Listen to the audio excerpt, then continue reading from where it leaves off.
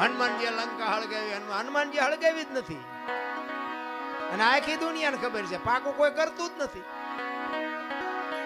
બીજી વાત તમને કરું કે સીતાજી જનક મહારાજની દીકરી મિથિલા નરેશ હવે શિવ ધનુષનું ઘોડો ઘોડો કરીને ફરતા હતા. અને પછી જનક મહારાજ જોઈ ગયા કે હવે આ શિવ ધનુષ ને મારી દીકરી જો ઘોડો ઘોડો કરીને ફરતી હોય તો આના મૂર્તિયા હાટું શું, આના માટે મૂર્તિઓ મારે કેવો ગોતું. એટલે પછી સંયમવર રચવાનું નક્કી કર્યું કે આ ધનુષને જે ભાંગે એને મારી દીકરી વરમાળા પહેરાવે. હવે ઈ સંયમવર રચ્યો ને એમાં કે રાવણ હતો એવું કહે છે, સાચું ખોટું મારો રામ જાણે. ઈ રાવણ થી કે ચોખા જેટલું ધનુષ હેલ્યું નહોતું. હવે એનેથી ચોખા જેટલું ધનુષ નું હેલ્યું તો વનમાંથી સીતાજીને આખે આખા ઉપાડી ગયો. આનું શું કારણ? આખે આખા સીતાજી ઉપડે, સીતાજી ઘોડો ઘોડો કરીને ફરતા હતા. ઈવડું ધનુષ રાવણ હલાવી ન હોય. અને વનમાંથી જેથી લક્ષ્મણ રેખા ઓળંગી ગયા અને સીતાજી આખે આખા ઉપાડી ગયો. આપણને માયનામાં આવે. પણ આમાં એક વાત પડી છે.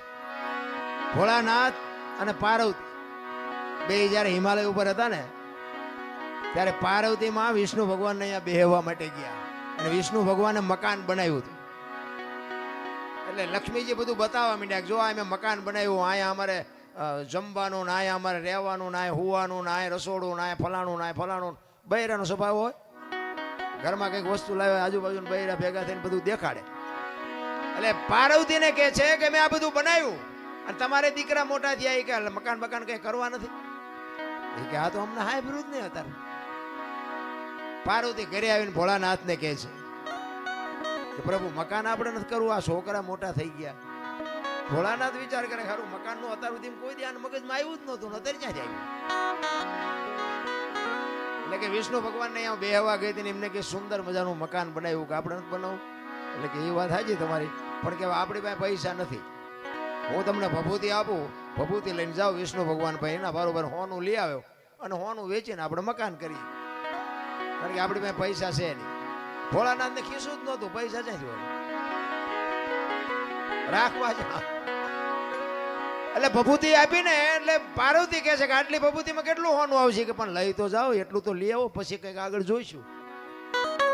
એ ભભૂતિ લઈ અને પાર્વતીમાં ગયા છે અને ત્યાં જઈ અને પછી કીધું કે આના બરોબર અમને હોનું આપો. હવે સાબડા મૂક્યો, ભોળાનાથની ભભૂતિ ઊંચી થાય.